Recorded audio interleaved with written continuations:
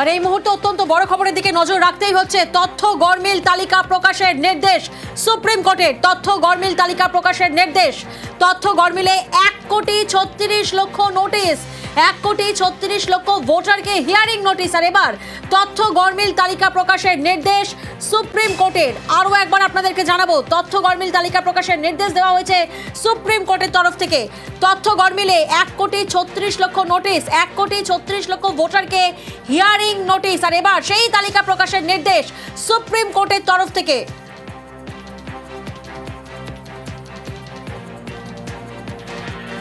যে logical discrepancy বলে উল্লেখ করা হয়েছিল তৃণমূলের তরফ থেকে, এবং তৃণমূলের তরফ থেকে দাবি করা হয়েছিল তালিকা প্রকাশ করা হোক। আর এবার সেই তথ্য গরমিল তালিকা প্রকাশের নির্দেশ দিল সুপ্রিম কোর্ট। আরও একবার আপনাদেরকে জানাবো, তৃণমূলের তরফ থেকে বারবার দাবি করা হয়েছিল, সরব হয়েছিল তৃণমূলের তরফ থেকে লজিক্যাল ডিসক্রিপেন্সি, তা উল্লেখ করা হয়েছিল, দাবি করা হয়েছিল। আর এবার সেই তালিকা প্রকাশের নির্দেশ সুপ্রিম কোর্টের। বড় খবর আপনাদেরকে আরও একবার জানাবো, তথ্য গরমিল তালিকা প্রকাশের নির্দেশ দেওয়া হয়েছে সুপ্রিম কোর্টের তরফ থেকে। 1,36,00,000 নোটিশ, 1,36,00,000 ভোটারকে হিয়ারিং নোটিশ। আর সেই তথ্য গরমিল তালিকা প্রকাশের নির্দেশ সুপ্রিম কোর্টের তরফ থেকে। আমরা দেখেছি বিভিন্ন জায়গা থেকে, একাধিক জায়গা থেকে জেলায় জেলায় হিয়ারিং এর যে চূড়ান্ত হয়রানি ভোগান্তি, সেই অভিযোগ বারবার সামনে এসেছে, বারবার বিক্ষোভ দেখানো হয়েছে বিভিন্ন জায়গা থেকে, এবং তৃণমূলের তরফ থেকে দাবি করা হয়েছে, তৃণমূলের তরফ থেকে সরব হওয়া হয়েছে লজিক্যাল ডিসক্রিপেন্সি প্রকাশের জন্য। আর এবার সেই তালিকা প্রকাশের নির্দেশ সুপ্রিম কোর্টের। তথ্য গরমিল তালিকা প্রকাশের নির্দেশ, 1,36,00,000 ভোটারকে হিয়ারিং নোটিশ। তথ্য গরমিলে 1,36,00,000 হিয়ারিং নোটিশ, এবং সেই তালিকা প্রকাশের নির্দেশ সুপ্রিম কোর্টের। দোলা সেন এবং ডেরেক ওব্রায়ানের তরফে এই মামলা করা হয়, তারই শুনানি আজ প্রধান বিচারপতি সূর্যকান্তর বেঞ্চে বাংলার এসআইআর মামলা, এবং সেই মামলায় সুপ্রিম কোর্টের তরফ থেকে নির্দেশ দেওয়া হয়েছে তথ্য গরমিল তালিকা প্রকাশ। অর্ণব প্রতিনিধি আমাদের সঙ্গে রয়েছেন। অর্ণব, আজ সুপ্রিম কোর্টের তরফ থেকে ঠিক কি নির্দেশ দেওয়া হলো? দেখো, সুপ্রিম কোর্টের তরফে যেটা প্রাথমিকভাবে জানানো হয়েছে, যে লজিক্যাল ডিসক্রিমিনেন্সি অর্থাৎ এই নামের বানান ভুল বা এই ধরনের যে একটি তালিকা ইতিমধ্যে কমিশন প্রস্তুত করেছে, যে তালিকা ধরে তারা শুনানিতে ডাকছে এসআইআর হিয়ারিং এ, তাদের নামের তালিকাটা অন্তত কমিশন সামনে আনুক। এবং জাস্টিস বাগদি কোর্ট আনকোর্ট এই শব্দটি বলেছেন, let there name also be published, অর্থাৎ লজিক্যাল ডিসক্রিমিনেন্সি যাদের রয়েছে তাদের নামটা পাবলিশ হওয়া উচিত বলে সুপ্রিম কোর্ট পর্যবেক্ষণ করছে। এবং সিজিআই অর্থাৎ সূর্যকান্ত তিনি বলছেন, so that can also be the BLA also whatever displaying the list. অর্থাৎ এই লজিক্যাল ডিসক্রিপেন্সি যেটা বারবার বলা হচ্ছে, নামের বানান ভুলে যদি এসআইআর ডেকে এইভাবে হয়রানি করা হয়, এই বিষয়টি বারবার সিনিয়র অ্যাডভোকেট কপিল সিবাল তুলে ধরতে চান, এবং সেই জায়গা থেকে যাদের নামের তালিকা রয়েছে সেই তালিকা যাতে প্রকাশ করা হয়, সেই মর্মে প্রাথমিক পর্যবেক্ষণ দেখা সুপ্রিম কোর্ট সেটা যাতে প্রকাশ করা হয়। একেবারে অর্ণব, তুমি আমাদের সঙ্গে থাকো। আরো একবার আমাদের দর্শকদেরকে জানাবো, আজ প্রধান বিচারপতি সূর্যকান্তর বেঞ্চে বাংলার এসআইআর মামলা, এবং সেই মামলায় তথ্য গরমিল তালিকা প্রকাশের নির্দেশ সুপ্রিম কোর্টের। 1,36,00,000 ভোটারকে হিয়ারিং নোটিশ।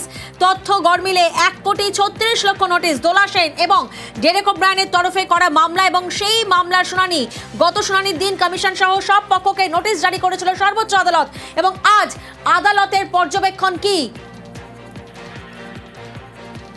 সরাসরি চলে যাব এই মুহূর্তে অয়ন ভট্টাচার্য আমার সঙ্গে রয়েছেন, ডেপুটি নিউজ এডিটর। অয়নদার কাছে যাব। অয়নদা, আজ সুপ্রিম কোর্টের অবস্থান কি, আজ সুপ্রিম কোর্টের পর্যবেক্ষণ কি এই মামলা শুনানিতে?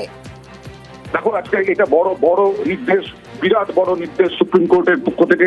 এবং সুপ্রিম কোর্ট 1,36,00,000 যে নাম বারবার লজিক্যাল ডিসক্রিপেন্সি তালিকা প্রকাশের আবেদন জানানো হচ্ছিল, দাবি জানানো হচ্ছিল।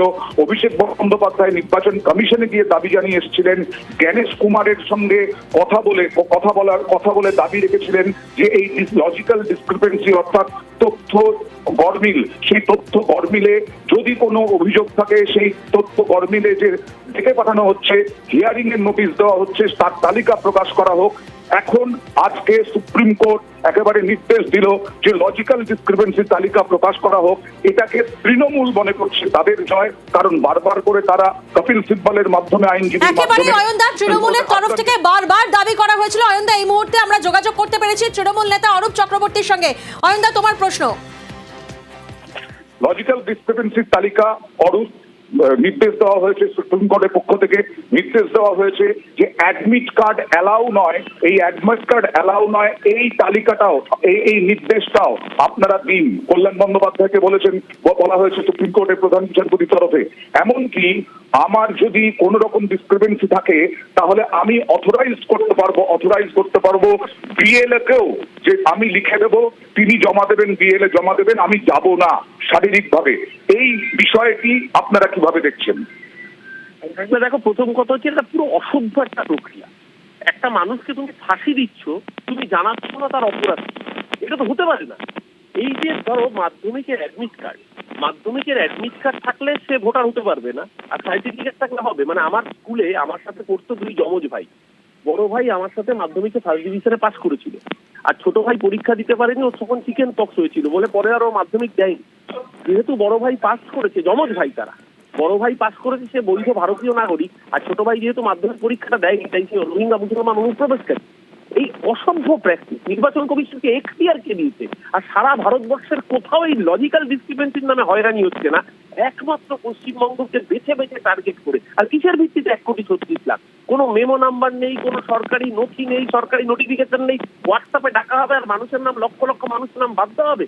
টার্গেট করে বেছে বেছে মুসলমানদের নাম, বেছে বেছে মহিলাদের নাম, যারা মমতা বন্দ্যোপাধ্যায়ের ভোটার, যারা তৃণমূল কংগ্রেসকে ভালোবাসে, টার্গেট করে তাদের নাম বাদ দেওয়ার এই পরিকল্পনা। সুপ্রিম কোর্টকে ধন্যবাদ যে তারা ওই জায়গায় হস্তক্ষেপ করেছেন।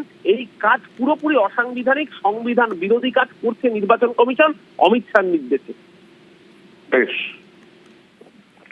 একেবারে অয়নদা, এই খবরে আমরা নজর রেখেছি। তথ্য গরমিল তালিকা প্রকাশের নির্দেশ, তথ্য গরমিলে 1,36,00,000 নোটিশ, 1,36,00,000 ভোটারকে হিয়ারিং নোটিশ, তথ্য গরমিল তালিকা প্রকাশের নির্দেশ সুপ্রিম কোর্টের তরফ থেকে। অয়নদা, যেমনটা তুমি বলছিলে যে আমরা দেখেছি বারবার তৃণমূলের তরফ থেকে এই সব অর্থাৎ লজিক্যাল ডিসক্রিপেন্সি বা তথ্যগত অসঙ্গতির তালিকা নিয়ে প্রশ্ন তুলেছিলেন তৃণমূলের সর্বভারতীয় সাধারণ সম্পাদক অভিষেক বন্দ্যোপাধ্যায়।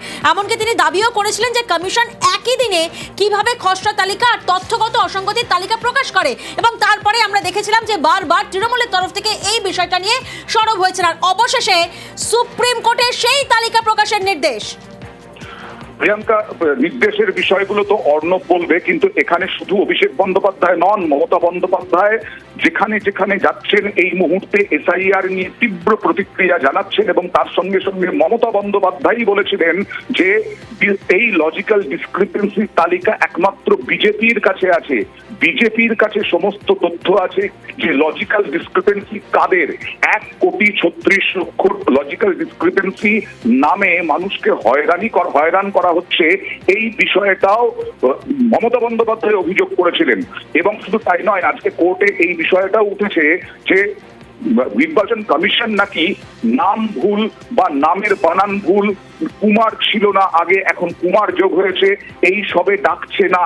কিন্তু আমাদের কাছে আছে যে সেই সবেও ডাকা হচ্ছে, হিয়ারিং নোটিশ দেওয়া হচ্ছে। তারা বলেছে 14 থেকে 15 বছর যদি মা বাবার বয়সের সঙ্গে ছেলের বয়সের ফারাক থাকে তাহলেই ডাকা হচ্ছে। তখন সূর্যকান্ত বলেছেন, আপনারা ভুলে যাবেন না এদেশে বাল্য বিবাহ একসময় প্রচলিত ছিল, এবং এখনো নাবালক বিয়ে, নাবালিকা বিয়ে, বিশেষ করে নাবালিকা বিয়ে আছে, সেগুলোকে আটকানোর চেষ্টা হচ্ছে, কিন্তু সেগুলো আছে। তাই এটা আপনারা হিসেব করলেন কিভাবে? এবং মানুষকে যদি হয়রান হতে হয়, মানুষ যদি হয়রান হন, মানুষের যদি হয়রানি হন, তাহলে তারা নির্দেশ দেবেনি, এটা আগেই বলেছিলেন। এবং তারপরে এই নির্দেশগুলো দেওয়া হলো, এবং এই নির্দেশগুলো যেগুলো নির্দেশ দেওয়া হয়েছে, মানুষকে অযথা হিয়ারিং এ ডাকা হচ্ছে, এবং কোথায় ডাকা হচ্ছে? বিডিও অফিসে। এইটা অভিযোগ ছিল তৃণমূলের, বারবার তৃণমূল নেত্রী মমতা বন্দ্যোপাধ্যায়, অভিষেক বন্দ্যোপাধ্যায় বারবার বলেছেন এইখান থেকে তো রয়েছে যে লজিক্যাল ডিসক্রিপেন্সি বলতে ঠিক কি বোঝানো হচ্ছে, মানে তা নিয়ে তো নিচু তলায় আধিকারিকদের মধ্যে একটা চরম বিভ্রান্তি তৈরি হয়েছিল। একেবারেই চরম বিভ্রান্তি তৈরি হয়েছিল, কারণ বিএলও বুথ লেভেল অফিসার যারা, তারা বুঝতে পারছিলেন না যে বারবার নির্দেশ পরিবর্তন করা হচ্ছে। এই অভিযোগ বিএলওদের পক্ষ থেকে করা হয়েছে যে নির্দেশগুলো আসলে কি, নির্দেশগুলো বারবার কেন বদল করা হচ্ছে, অ্যাডমিট কার্ড হঠাৎ করে বদল করা হলো কেন, অ্যাডমিট কার্ড কেন গ্রহণযোগ্য নয় বলা হলো, এইগুলো নিয়েও বিএলওদের পক্ষ থেকে অভিযোগ ছিল, আর রাজনৈতিকভাবে তো অভিযোগ ছিল। সেখানে তৃণমূল মনে করছে, যে তৃণমূল বলল কিছুক্ষণ আগে অরূপ চক্রবর্তী, আমরা বিজেপির বক্তব্য নেওয়ার চেষ্টা করবো, আর নির্দেশ সম্পর্কে অর্ণবের কাছ থেকে আমরা বিস্তারিত জানার চেষ্টা করব। একেবারে ধন্যবাদ।